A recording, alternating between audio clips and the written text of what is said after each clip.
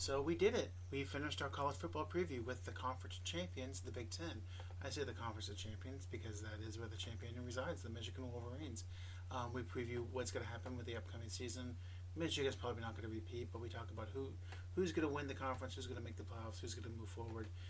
And then for the NFL piece, we move on to the NFC East, talk about the Dallas Cowboys, the dumpster fire that is the Philadelphia Eagles, the more raging dumpster fire that is the New York Giants, and then we move on to some of the Olympic coverage.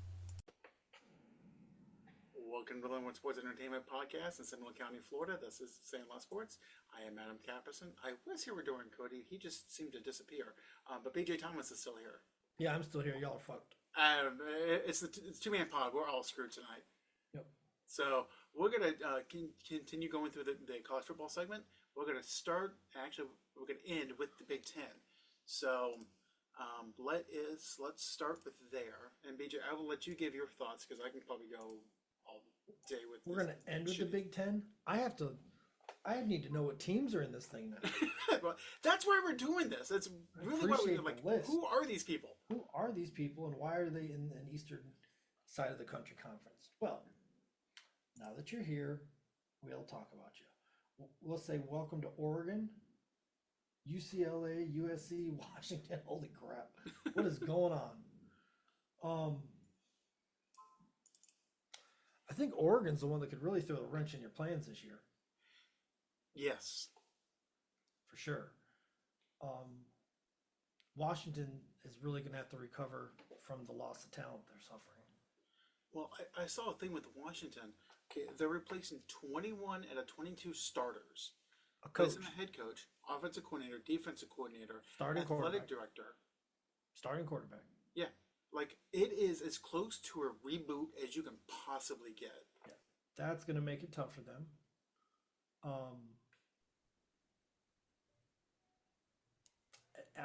I just anybody with the Buckeyes, I'm a happy camper. Yeah. Well, and Rutgers for all I care. Yeah. And the thing with Ohio State is their schedule is a little difficult, a little more difficult than usual, because they actually play somebody other than Michigan this year. But they play at Oregon. They play Michigan. I believe they play Oregon in USC. So they're getting some tough games, more so than they normally do. But I'm looking at yeah, I'm just baffled that or Iowa, excuse me, is 8.5 on the over under with a whopping 16.6 points per game last year. Now, is that whopping? Is that 8.5? Is that wins or points per game? Could be both. But it's just funny. They scored 16.6 points per game and allowed 13.2. Yeah. Well, I don't know. It could be an interesting conference because of the additions, but Oregon's the only one this year that even gives me any pause. Yeah. That's the thing. Like USC coming to the Big Ten, bringing their finesse offense, if you will, going against the Big Ten with their defenses, playing against teams like Iowa and Penn State. That's going to be rough because they were exposed last year, and it's going to be worse this year without Caleb Williams. Oregon can hang. That's about it. Washington, like I said, they're in full reboot mode. Iowa, I finally got the awkward Thanksgiving dinner table. They got rid of Brian Ferentz. I don't know what their offense is going to do. It can't be much worse because it was practically non-existent last year. Now, was Nebraska in here last year? Yes. Nebraska's been in the Big Ten for about 15 years.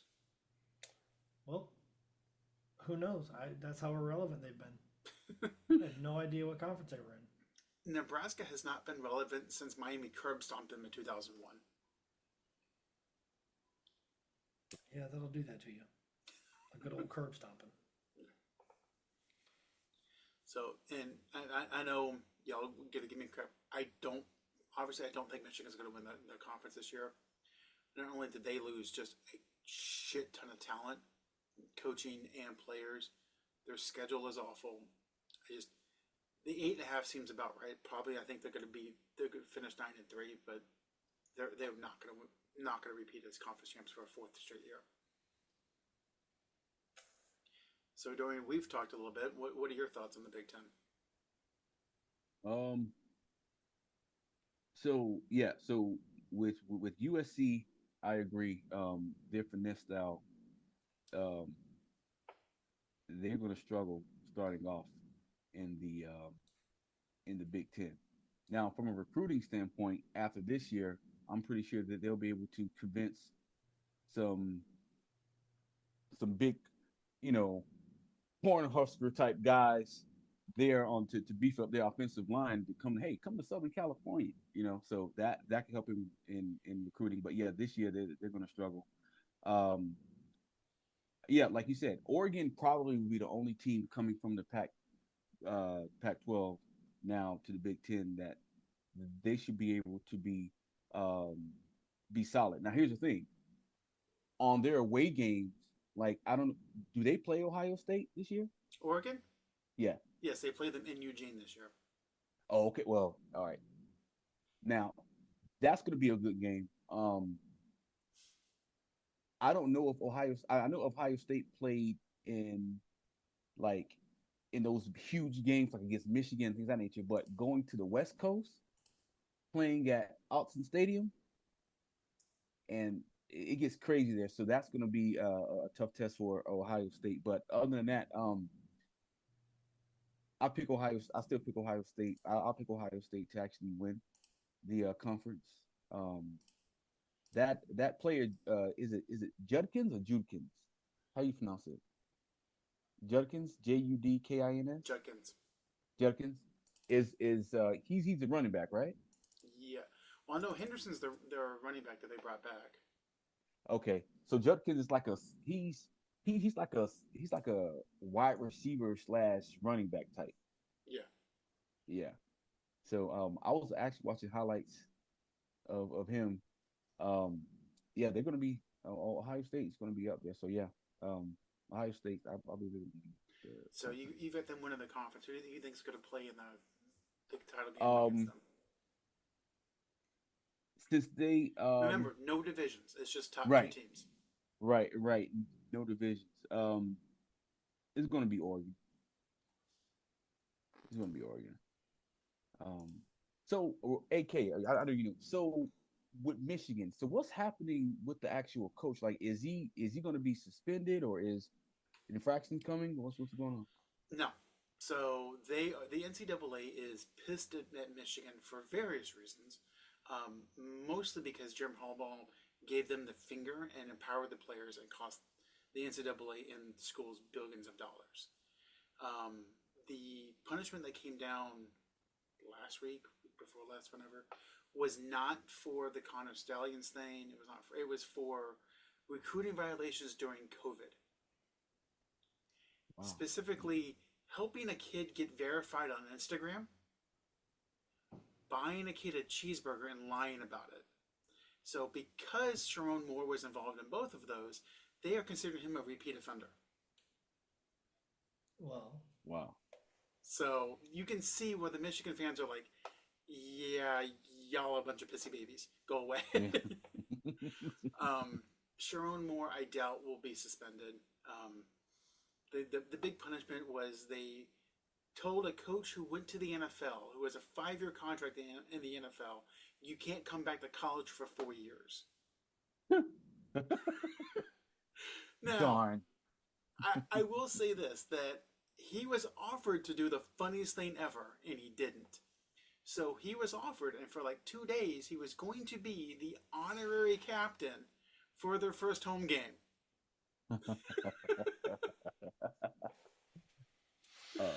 You talk about sticking to him. Yeah, so he's like, no. But yeah, Michigan's defense, I think, will be fine. They won't be as dominant as they were the past couple of years because obviously not only they lost the talent on the field, but losing Jesse Minter, as I mentioned when we did the Chargers, was a sneaky good move for the Chargers. But they still have talent, and I mean they can out talent 8 teams in the Big Ten easily. Their biggest problem is they play Texas, they play USC, they play Oregon, and they play Ohio State. Mm. I believe they'll beat USC. Yes. Um, Oregon, Ohio State, and Texas. Yeah, that's gonna be that's gonna be tough. Not impossible, but it's gonna be definitely tough. Who's their starting quarterback? Don't know yet. It is either Jack Tuttle or Alex Orji. Okay. So, Calm so down, Dorian. I know you're about to do your Robert Griffin III thing. Calm down. Calm down. Giggity goo. Nah, I would just I mean, great last name, right? Mhm. There's yeah. now, ironically, I think it was Robbie Griffin III said that there was an orgy in the end zone. Yes, he did. It was. That's why I said that. Yes. Yeah. We don't have to deal with that this year, do we? Robert Griffin III? Oh nah, Yeah, I don't think he's not at all. I don't think he's announcing. I don't think so. Nope. So, well, BJ, I asked Dorian, but who do you think is going to play in the Big Ten title game? I agree with the teams, but I'm saying Oregon wins.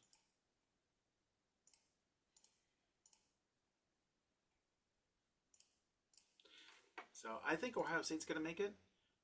And I've got a sneaky pick for you guys. Okay. Penn State. Mm. Here's why. Okay, you see the section for key conference games? Mm-hmm. See how Ohio State's in a bunch of them, Oregon's in a bunch of them. Penn State's only in one. Mm. So Against a shitty team. yeah, it's a shitty schedule. So James Franklin's biggest problem is he can't win the big game. If he's playing it, he doesn't have to lose. Good point. Right. So you can sneak right in there. Yep. So a third team to come out of the conference that will probably make the playoffs.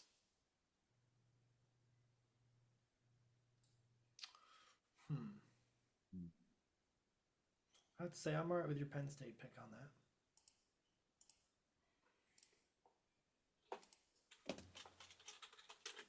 Yeah, I agree. Penn State.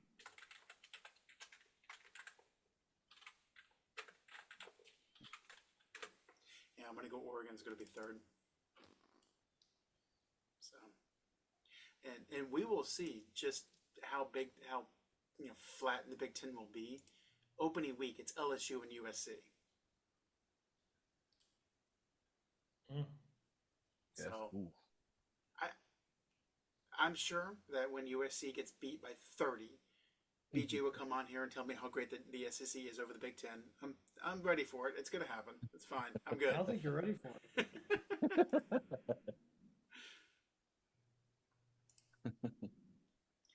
So we will take our picks that we've made the past couple weeks, and next week we'll go through our playoff predictions with the teams that we pick. So we are sticking with our picks.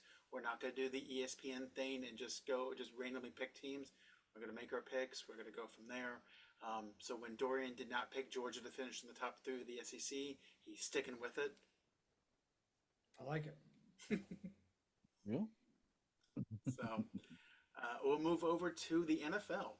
So this week in the NFL, we are previewing the NFC East. So we will start with the New York Giants. I quit.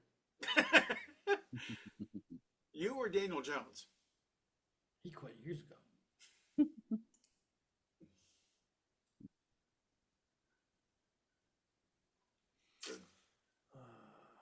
Dorian, why don't you do this? I'm gonna be hard. I'm gonna be harsh. I'm trying to calm down over here. All right. So have you guys watched the Hard Knocks with the New York Giants? Have No. you guys seen it yet? No, I have not. It's hilarious. Reason why it's hilarious is because you can tell, like, during the draft, right? They had the draft board. They had like the people that they were going to draft. They already knew that they weren't going to get Caleb Williams. And then they were talking about not only Malik Neighbors but Marvin Harrison Jr. things of that nature. And what happened was they were for certain that a quarterback was going to fall in their lap, right? So they were like, okay, so it's going through like Drake May, um, you know, and James Daniels, things of that nature. So what happened was when everybody was coming off their board, you can tell they were like they did like don't look at the camera, look at the camera. This is embarrassing. Don't look at the camera.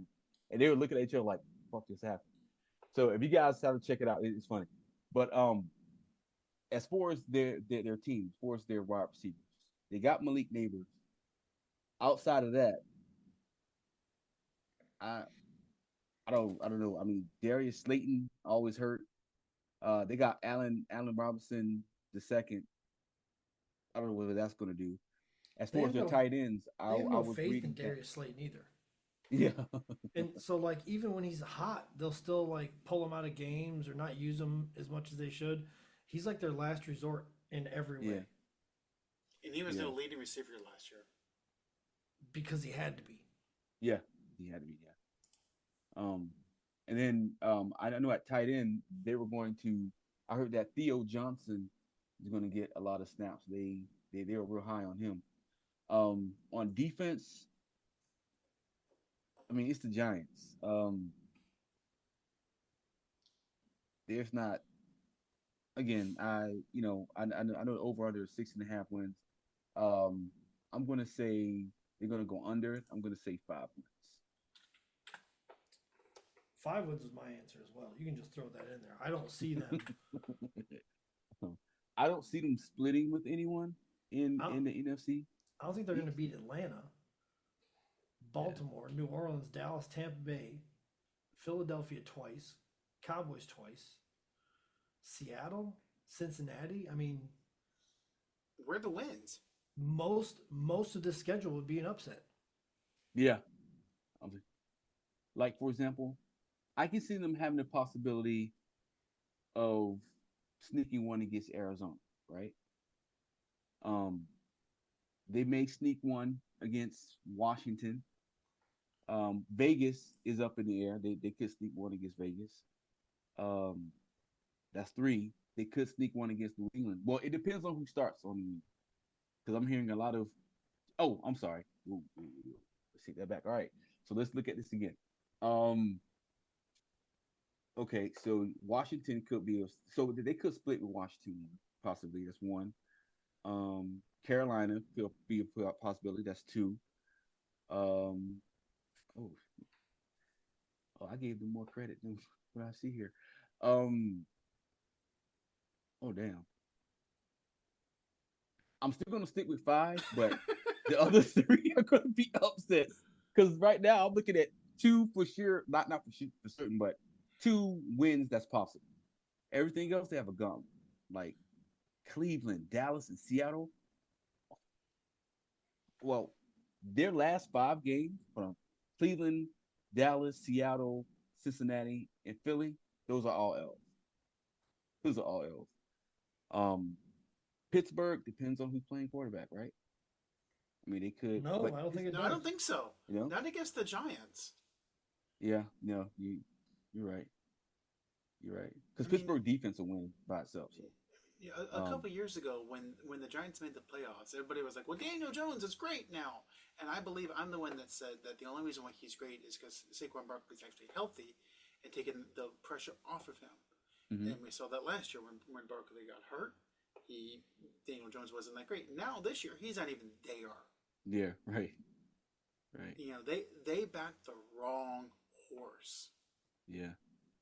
And you talk about Malik Neighbors and Darius Slayton. Who's going to throw them the ball? They'd have been better off paying Saquon and drafting a quarterback.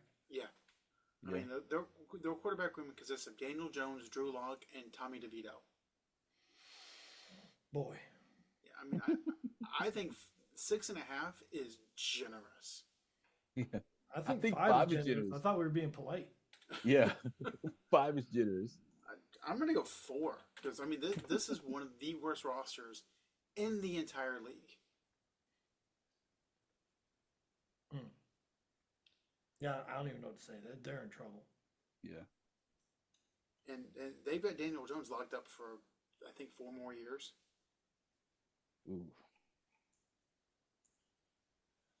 Good luck. Yeah. So next up is the Washington Commanders. BJ, how about you kick us off? The Dan Quinn coached Washington Commanders. I mean, they got a very similar schedule. Yeah. They just don't play Seattle.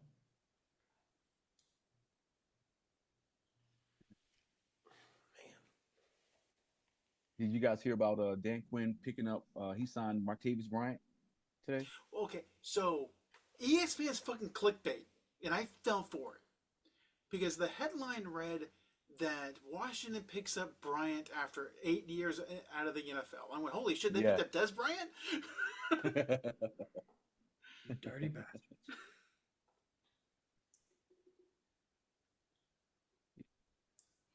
I just don't know.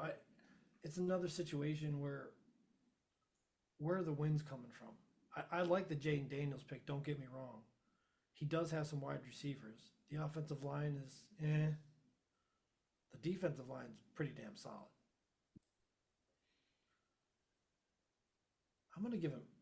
You know what? Rookie quarterback. I'm gonna give him 7 wins. Tennessee, Pittsburgh, Chicago, Carolina. That's 4. Probably could squeeze out Cleveland, maybe Arizona. That's 6.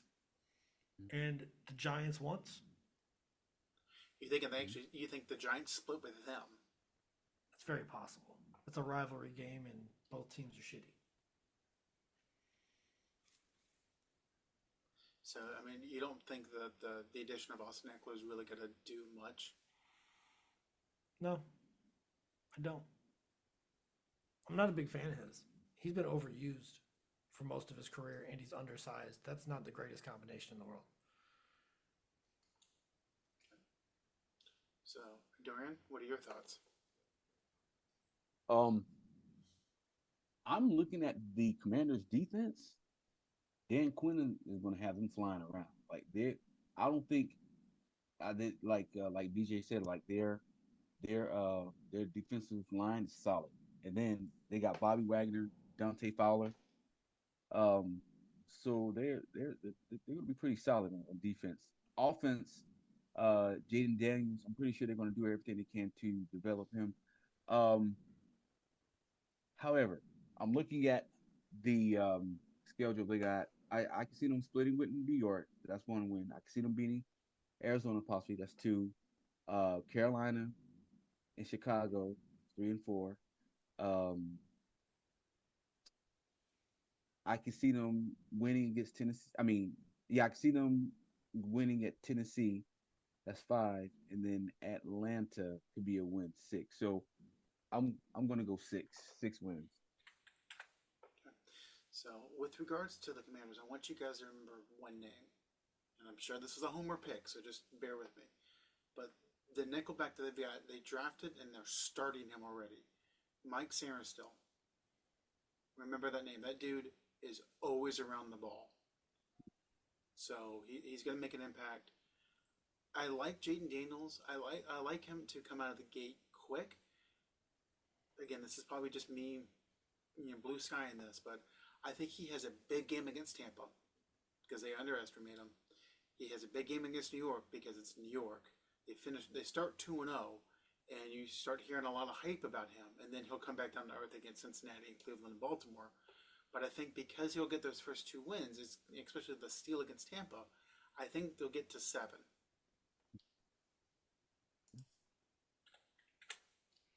Okay. We're not far off on that as a group. Okay. Move on to the Eagles, BJ's favorite team. So the team that acquired Saquon Barkley from the Giants. What are we thinking about them losing a Hall of Famer on the offensive line and everything's going to be okay? Especially when one of their biggest weapons was the quarterback sneak up the ass of the center. Yes. Um,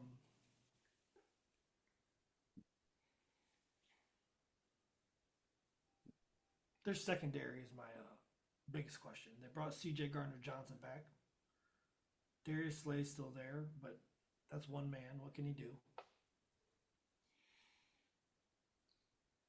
Their secondary has been a problem for years now, by the way. Yeah. But Reed Blankenship, is he a solid safety? Where did he come from? solid enough to keep a job for a while, I guess. Yeah.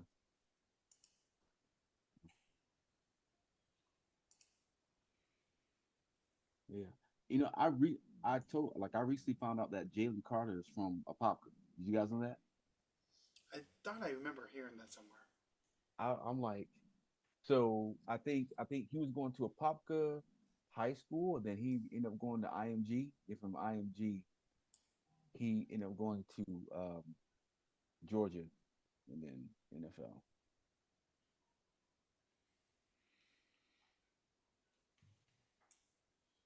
I'm sorry, I broke Dorian's concentration. Broke mine too. What do we? Reed's Blankenship is alive.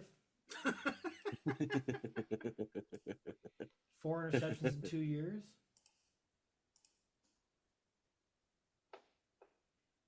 But so So on. Mhm. their over under is 10.5 wins. I mean, Carolina, Pittsburgh,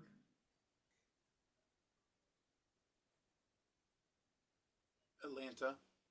Atlanta, right? Probably New Orleans, probably Tampa, probably Cleveland. Was that 5? Mhm. I'm betting they beat New York both times. That's 7. I wouldn't be surprised if they split with the Cowboys. That's 9.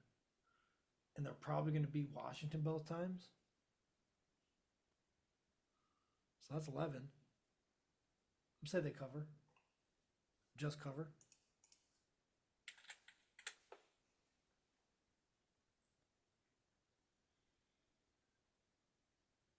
Dorian. So I'm looking at their schedule. 1, 2, 3. Of all the games, Philly and Dallas is always going to be a bar burner. I believe they're going to split one of those games. Um, I'm with BJ. I see 11 wins. I felt like I laid that out pretty well. Yeah. It seems to make sense. So it's ironic that we did the Big Ten with this episode because the Big Ten is known to start the season actually on a Friday. They have a team that is popular, not quite good, not quite relevant, but people will tune in because it's football on a Friday. And it's normally Michigan State, not to poke fun of them, but that's normally who they are. Gonna throw them out there. Hey, let's just go. People watch it because yeah, that's football, but no one cares. I only bring that up because Philly is starting on a Friday Mm-hmm. on Peacock. So they're going to start 0-1. They're playing Green Bay. I think they lose to Green Bay. I think they beat Atlanta and the Saints. I think they lose to Tampa. They lose to Cleveland. That's 2-3. I don't see them getting to 11 wins. I actually see them getting 9. I see Jalen Hurts getting hurt halfway through the season because that offensive line is not going to be what it has been. And their backup quarterback is not as good as Jalen Hurts. Obviously, because he's a backup. He's not as good as the quarterbacks that replaced him in Pittsburgh. Mr. Kenny Pickett went across state and went from Pittsburgh to Philadelphia. Oh man, if that happens, I can't wait to talk to Zoe.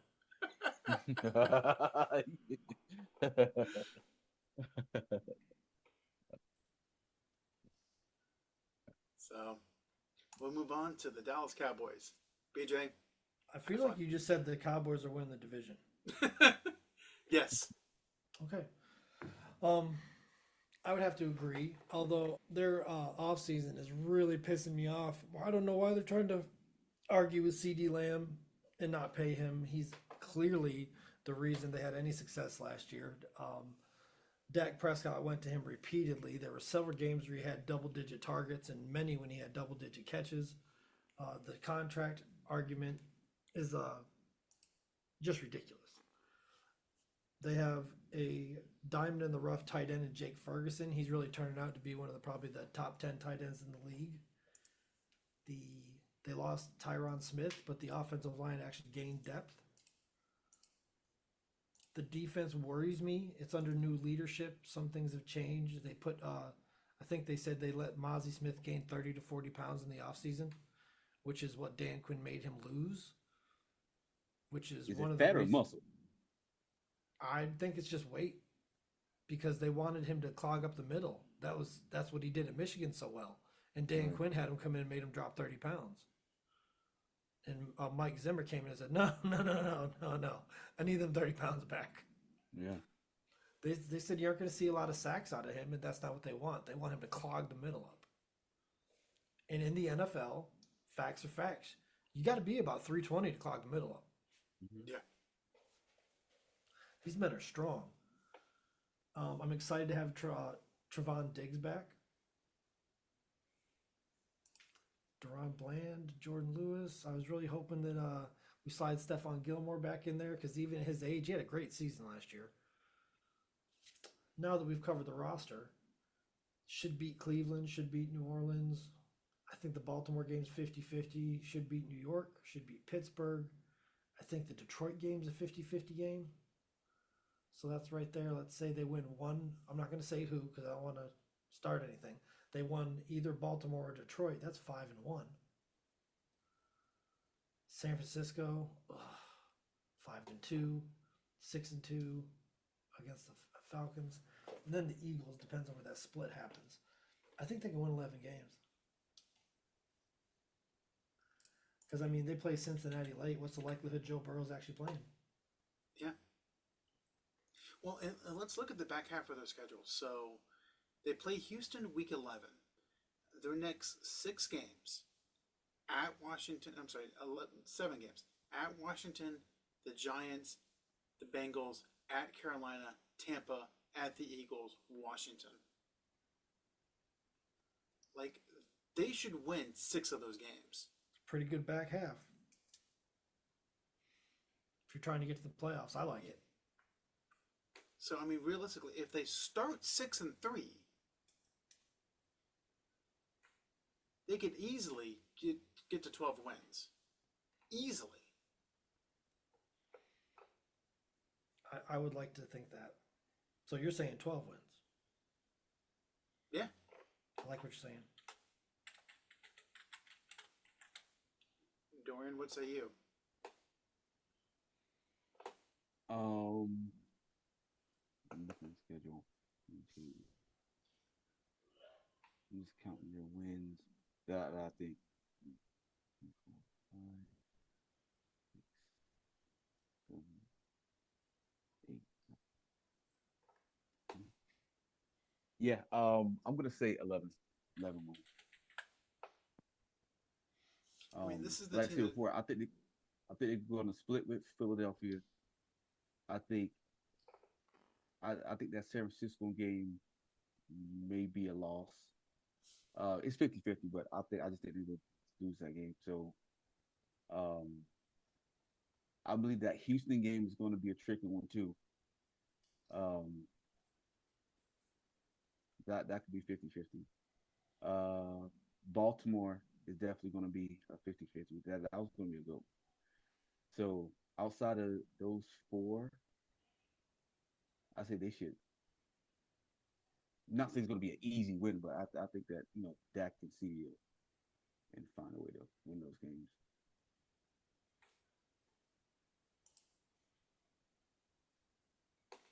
I mean, we're saying that, like, their schedule kind of just allows them to have wins very quickly. Supposedly. Now, everything's alleged. We'll see what happens.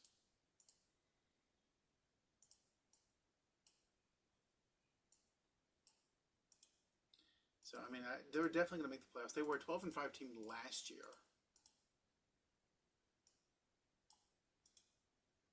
And I don't think Philly's going to be as good as they were last year. I think that's going to be the tricky part. Is you guys have said it. They're going to split against Philly. I said that Philly is not going to win 10 wins this year.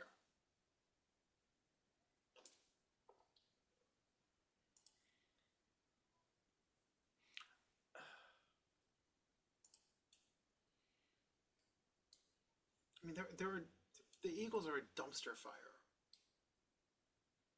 Dallas is going to win the division by default. Tell you one thing, we don't like a lot of teams. Is that a good thing or a bad thing? I mean, only 16 can go. Yeah, 14. 14, sorry, that's right. So, and I don't think we do the thing that ESPN does. Well, this team, if everything goes right, they can finish 9 and 8, 10 and 7. Like, no, like rarely does everything go right. No, and that's the thing. Like, you got to look who's on the roster. Look at past performances of those who are on the roster. Look at their schedule and tell me where you think the wins are going to be. I mean, like the Giants. I mean, Vegas has them 6.5 wins. Now they're smarter than I am, but how? Again, tell me where their wins are. Tell me where they can get 7 victories to go over the 6.5 with that roster.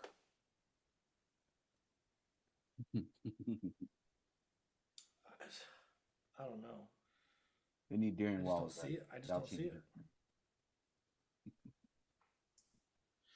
Now I'm going to say this: they need a tight end from the Big Ten, because if you look, all the good tight ends in the NFL came from the Big Ten. BJ's Jake Ferguson came from Wisconsin. I mean, Theo Johnson came from Penn State, so yeah. Get yourself a big lanky guy from the Big Ten and go from there. Noah Fant is from the Big Ten. The guy that plays for Pittsburgh, I can't think of his name. Fairmouth? Yes, I think he played for Penn State. Yeah, I think there's gonna be a breakout. I think there's gonna be a breakout on the Steelers this year. That mountain from Georgia's still there. Washington. Oh yeah, down there in Washington. Yeah. Yeah, I would not be surprised if there's a breakout there. He's what, 6'8", 260? And athletic. Runs a 4.5. Yes, let's cover all the bases. Shit. I know.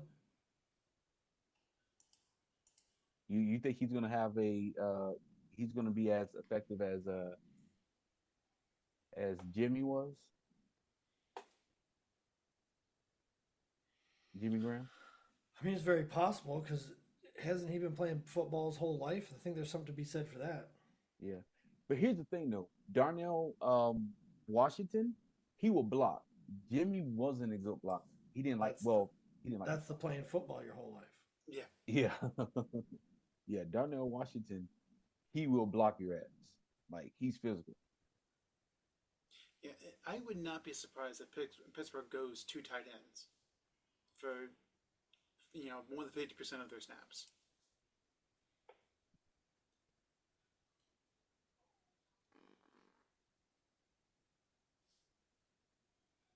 So also too, did they're trying to strike a deal to get Ayuk, right, from San Francisco?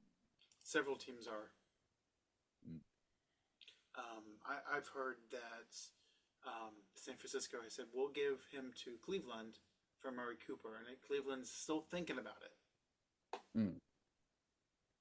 So I've also heard that they offered him up to New England.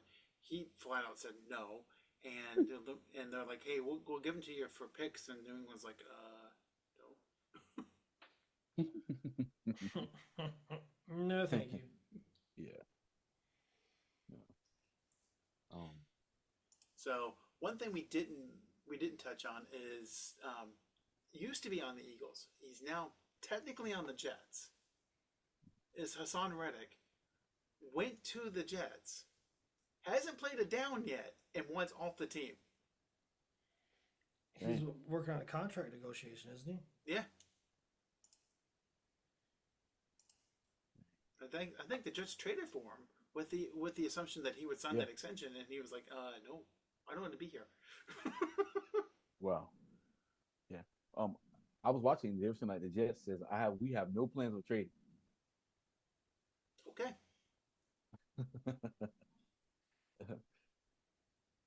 So, just switching gears a little bit. So me and another gentleman, we were having a debate about the best shot in basketball, right? Because I'm sure you guys heard about what Steph Curry did during the Olympics, which was crazy. Watched it. Yeah, Watched it. beautiful, right? It was So, amazing. right.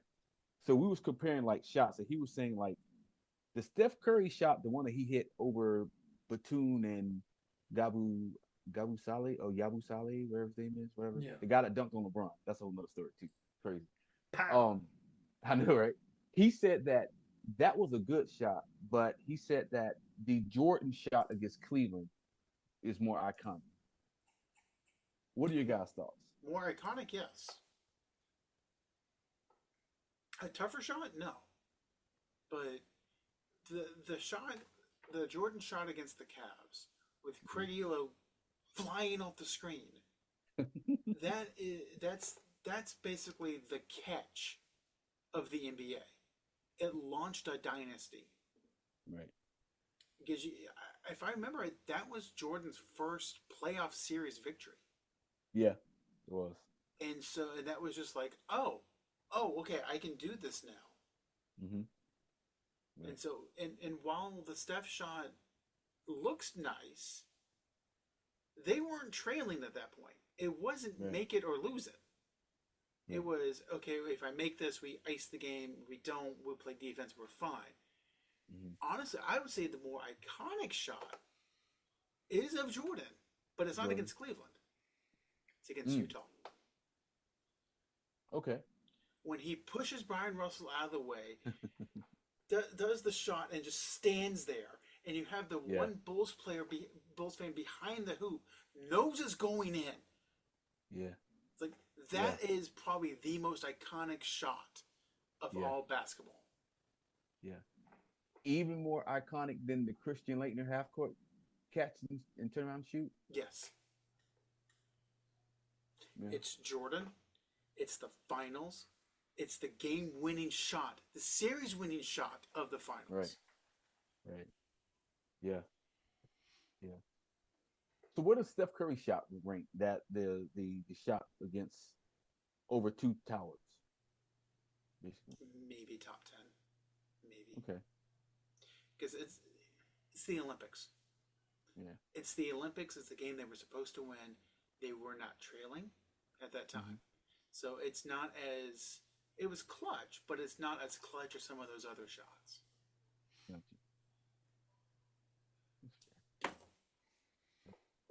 The shot that quick shot he was able to shoot over Wimby, was like you have to have perfect timing because Wimby, he's 7'4.5", so his wingspan is like you can't shoot over him. It was perfect how he got that shot off right in time. That's that's an art.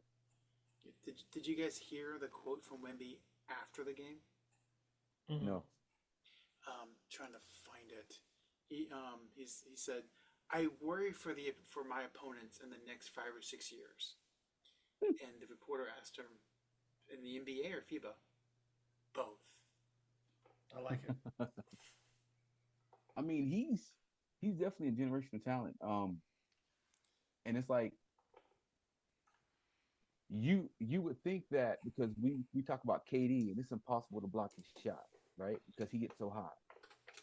Wimby, it's like even if you jump, like let's say for instance LeBron James when he was guarding Wimby, even when he jumped, he wasn't even like remotely close to his arc to where Wimby goes to shoot the shot. It's like he's definitely going to be a force, especially if he put on some more bulk. He's going to be hard to stop. I'm gonna say this, and y'all can correct me if I'm talking out of my ass, but you're probably am. Wemby is Kevin Durant, taller, stronger, and with a killer instinct. Yet to be seen. Fair. From what I've seen, he's definitely trending up there. Because I didn't realize how physically tough he was. Because usually you think, you know, lanky guys like that, you can kind of bully him around, but no, he was banging in the paint. Like he's tough. I give it to him. He's tough.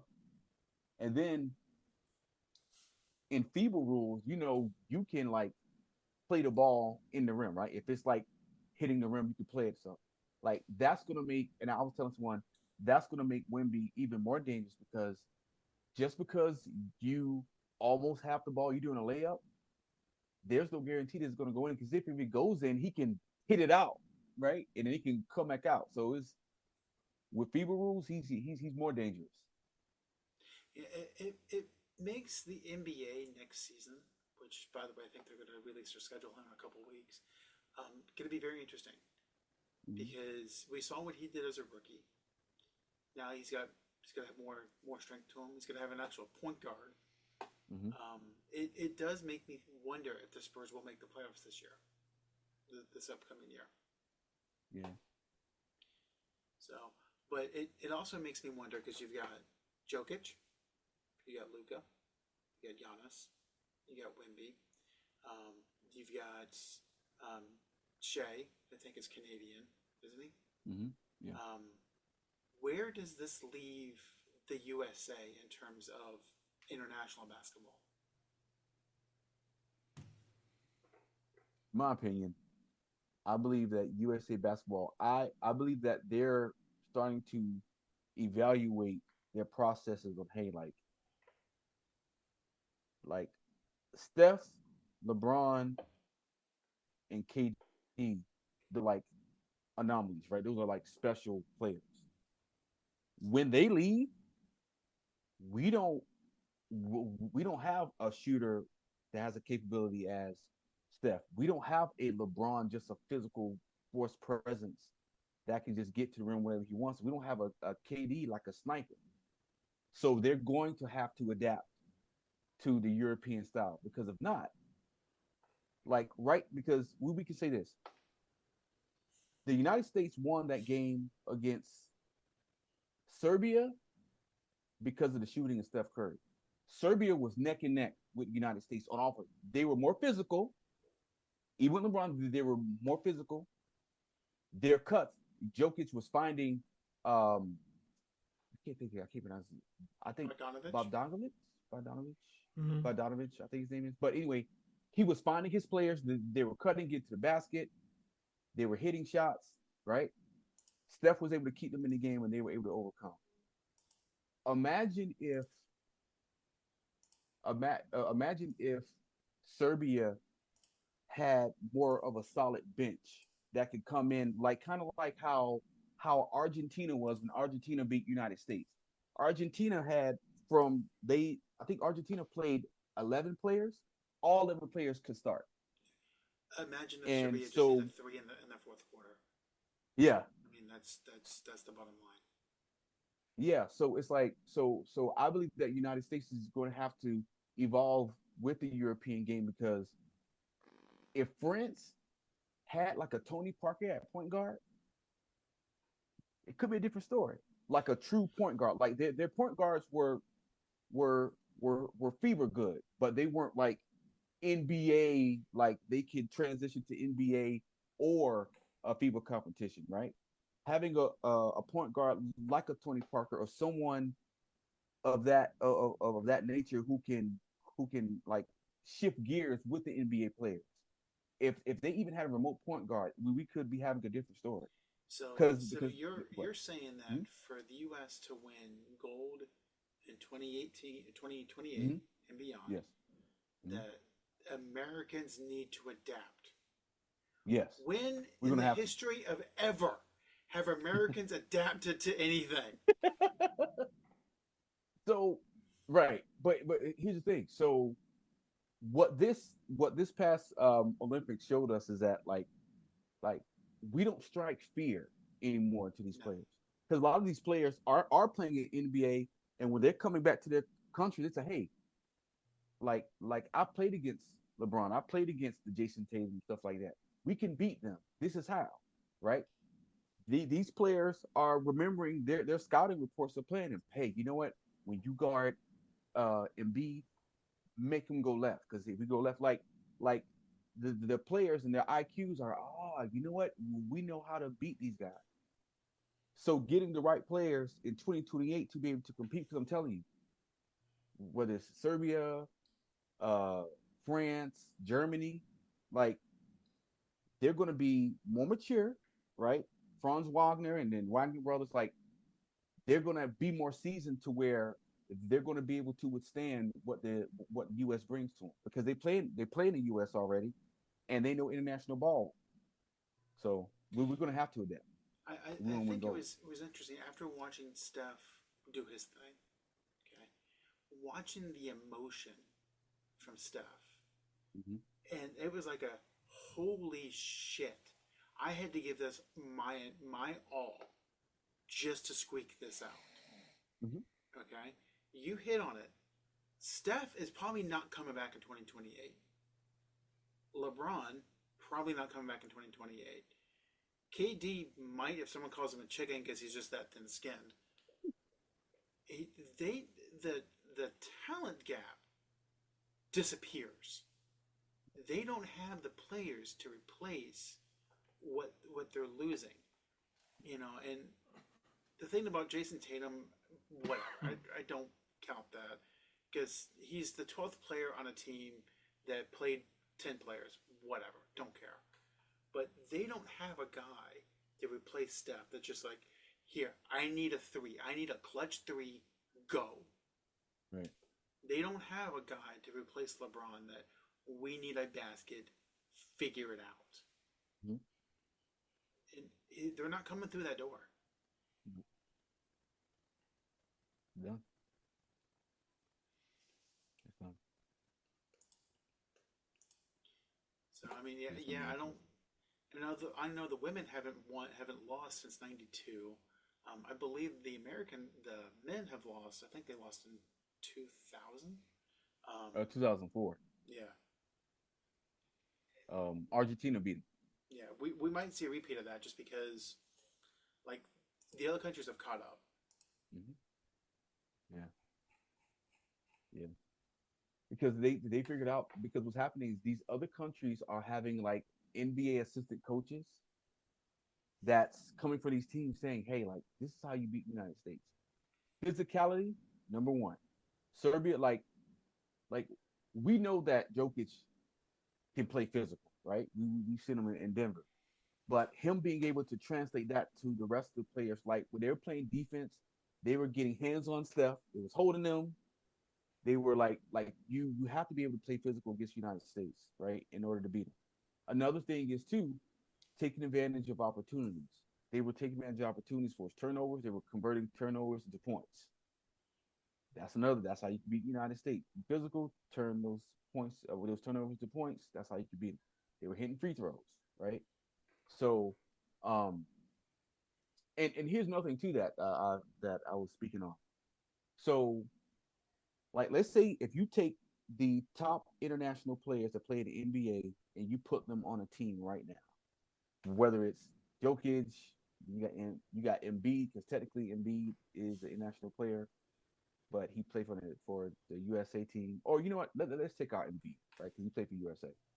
So let's say you take the top players and you put them on one team, and then you pick an all-star team for the other American players. Are we confident that we would certainly beat No, the world team? no. I know where you're going, and no, Yeah, right, and right, that's why they're not doing it. right. And that's how we know that we're going to have to adapt to the European game. If we can't confidently say, yeah, we can still beat the world team because we know we can. It's not even adapting to the European game. It's playing basketball how we used to.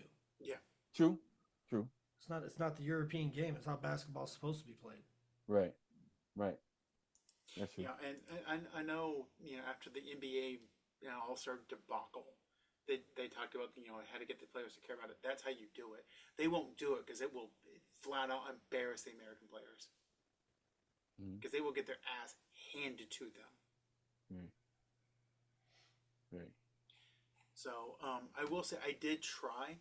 I spoke with Coach Terrell on Thursday to try to get him on the show. He's just with the new baby. He's not available. But I did want to touch on something that BJ brought up about the USA track team. Watching their effort and watching just how they explode off the block was freaking amazing. Yeah, one of them stood out to me. I sent his name in the group chat so I wouldn't forget. Let me find it here real quick. Was it Grant Holloway? Yeah, that dude, that Quadzilla, he he left the blocks like a rocket. It was fun to watch, and I think Sydney Lavone. I can't think. She has a hyphenated name, but I can't think of her middle name. Oh, excuse me. I think she is as dominant in her sport as Biles is in gymnastics. She looks like she was coasting the whole race. Like nothing was phasing her. She's out here jogging, stepping over hurdles. It's crazy. Absolutely crazy. So, and I don't want us to forget Noah Lyles. So, won the 100 meters, went out, was it the 200 or was it the 400 that he went out? Was diagnosed with COVID, was self-isolating, was wearing a mask wherever he was. He was doing the precautions. So, he was racing outside. Dude had COVID with asthma. Yeah, well, here's the deal. He also was in a club 2 nights later dancing. So I don't know how much of that was him trying to. I don't know how much that was him trying to save face or him actually having COVID. So, But Tyreek Hill had his own opinions about it, which are okay, easily searchable on any social media platform. I will say this. So, yeah, dude claimed he had COVID. Dude has asthma. Ran the 200 meters. His body gave him all he could handle, and he literally fell after the 200 meters. He was like, his body went, you ran 200, you ain't running 201. I don't know, and I don't know how he should be out in a club 2 nights later. I'm just saying. Eh. I don't know if he's got COVID. You think it's a hoax? I think he got dogged in a race and didn't know how to react to it and knew these NBA players and NFL players were going to come for him. That's what I think. Oh yeah. He's had a lot to say about champions. Yep. Dude, they've been going in on him too. He asked for it. Dude, you run a race. Be happy about it. Don't dog other people because they will whoop your ass. Be happy that any other sport wasn't on TV and somebody actually saw your little race. Yeah. Right. Most of the time, we have to watch your shit on the internet if we want to see it. Yep. Yeah, it was on Peacock. Yeah. And then this thing that he has like some type of beef with Adidas to where Anthony Edwards invited him to Adidas event. He was like, I don't go to events with non-champions. What has he done? Like very diva shit, man. Like, you know, and Anthony Edwards, I don't know if you guys seen him like if you see him like out of the NBA and stuff, like Anthony Edwards is I'm not gonna say he's a knucklehead, but he, you know, he'll get down if need be. I'll just say that. You know. He's the not thing the with type where Edwards he'll back. he's down with the fun. He can joke. He can have fun with the rest of them. He's saying he'll fight. Oh yeah, he will. Yeah. It's been confirmed. He's one of those guys like great hang. Just don't piss him off. We all had friends like that. Yeah. Yeah. Because I don't know if you guys remember, but he was going after Jimmy Butler. And Jimmy Butler was used to it. He was like, hey man, like you might be able to punk them young guys. You're not punking me. That'd be an interesting scrap. It would be. Who would be the first to say, hold me back? Yeah. Hold me back. Jimmy Butler's got a little weight on him and a little height on him, if I'm not. So, I mean, that has to factor into anybody's decision making. Yeah. Yes. What? Jimmy's 6'7", and 6'4". Something like that. Yeah. I think I think the two guys in the NBA that nobody wants to fight is James Johnson and Isaiah Stewart. Well, Isaiah Stewart's just a crazy man. Yeah, He's just motherfucking crazy. he's strong as hell too. He's a strong guy. So those are two people like, nah, we don't want no smoke with that. Even Draymond Green had to change his mind. So, well, Draymond, I blame Draymond for all of 2016 and beyond. I do. Because if Draymond doesn't kick LeBron in the dick, he's on suspended. Golden State wins that championship. The Sea of Sadness doesn't win a championship, and we go on a completely different directory. Right. So it's all Draymond's fault. Right. And it's so obvious that he knew that he was kicking him in the dick. He just like That's they all should he have highlighted does. slow motion. He's looking around and just went like he was all discombobulated. And then when he stepped on um when he stepped on Sabonis's chest, like he was being tripped over. Dude, he wasn't holding you. You just stopped his fucking chest. You just Christian Leitner his ass. Yeah. Like he wasn't holding your foot. He was trying to make sure you didn't step on him. And you like literally stepped on him still. Like, move your fucking head out of the way. Just get out of the way. Draymond was a trip, man. And then when he kicked Steven Adams in the balls, it was clear. Because I think he had the ball, he turned around, and then like I guess he acted like he couldn't pull the ball up, so he extended his foot. He had to know that he was gonna kick the dude in the balls, man. It's like Draymond, come on, dog. Come on, seriously. Dude, going back to BJ's point earlier, play basketball. You know, play Stop being a basketball. dumbass and play basketball. And then they showed so on Facebook, no, not Facebook, it was YouTube. Like they have all of Draymond Green's like discrepancies, right? And like remember there was a game on Nintendo called I think it's basketball. Is it basketball or it was a game to where it's basketball, but you're able to punch your opponent in the face, and you can like kick them and stuff. They lose the ball, you get it and score.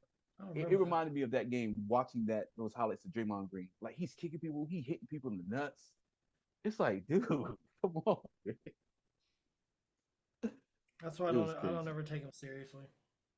You can't, yeah. He's not, Yeah. special. He's Mr. Triple Single. Triple. Chuck let him know. Yeah. That's it. Brat basketball. That's what it was. The main objective in basketball is to become the baddest gang in town by winning the tournament known as basketball. The tournament is composed of 3 separate games or levels against the opposing city gangs. The difficulty increases by adding stronger weapons and additional players to the other gang. The games are 6 minutes long and you win by outscoring your opponent, similar to real life basketball. One major scoring change is that every basket is 2 points regardless of shot length. Yeah. This screams 80s.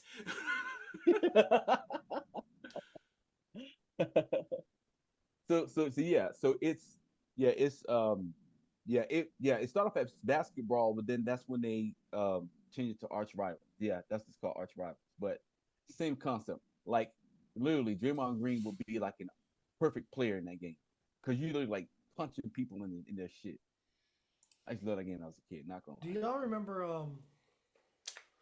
what was that game that was in the arcade that was a great basketball game? Oh, Run and Gun. yeah, running gun. Yeah, That was so fun. bro, That was a I would play great that for game. hours at Tilt in Leesburg. All my money just went there. All of it. Running gun. I was always Seattle. Oh, you were? Me, I was the bull. Always. Yeah, I had Sean Kemp out there dunking on your Bulls. Yeah. Yeah. Dang, that's nostalgia. Yeah. Oh, that's it right Yep. there. That's If I had the cash and I was in the area, boy, I'm it. getting it. I'm getting it. Yeah. I'm sure you can I probably think find that me was the there first right now. basketball game to where when you played, it's like you're not looking sideways, you're like going forward. Yeah, you're looking from one end of the court to the other, You're in a quarter. Oh yeah. which is Well, kind of and that's why like they had the separate screens Mm-hmm. as opposed to the one screen because you had your different point of view. Right. and it was a blast. Yeah. Love that game. That was great.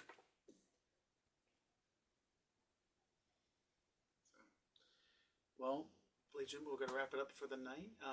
So next week we're going to have our picks for college football. We're going to finish up our NFL preview, and starting in like 2 weeks, we're going to have actual football games to talk about. So excited.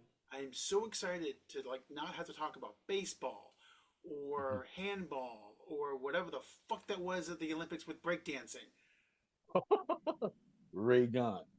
That was horrible. So That was horrible. we're there, guys. We made it through the summer. We made it through the summer of no content. So far. So we got, pretty good. like I said, we got a couple more previews coming up. We've got fantasy football coming up. If you're in the area, come join us for Wings on the 25th. We will be at the Gators there in Eustis. I think so. I can't think of a better place to have wings. I'd rather go to a Miller's, but the closest one is late. Oh, no, there's a Miller's in Mount Dora now. Oh. It is? Yeah, and Miller's actually has like good food. Oh, yeah. Hey, you want to do Miller's? I'll go wherever. I might call them and see if they're okay with that happening. Because we're going to... Okay. Miller's is a super busy restaurant. So, like, they'd have to be okay with us locking up a table for 2 hours. Yeah. So I might call them and be like, if they're okay with it. If not, I understand. We'll just go somewhere else. So no harm, no foul. Yeah, no, Gators is not as busy as Miller's. If you go to a Miller's, like, that bitch is banging. Yeah. But it'll be the 25th, and I think we're going to try to do it early dinner time, I think. Well, you had 8 o'clock on the invite. I might do that earlier. I'll talk to people this week about it. I want to get that ironed out because you guys are coming from Sanford and other people are coming from other places, so I want to make sure that it works for everybody. I know Mike's got a party. If we can squeeze it in before that, or Yeah, not Rapogle, Mike St. Clair. So yeah, I'm better with an early, like 4 or 5, but I'll run it by him. It's a Sunday. I think that might be possible. Hopefully we can drag Zoe out there this year. Okay. Yeah. That would be a blast. So, well, ladies and gentlemen, this has been Sandlot Sports for the week.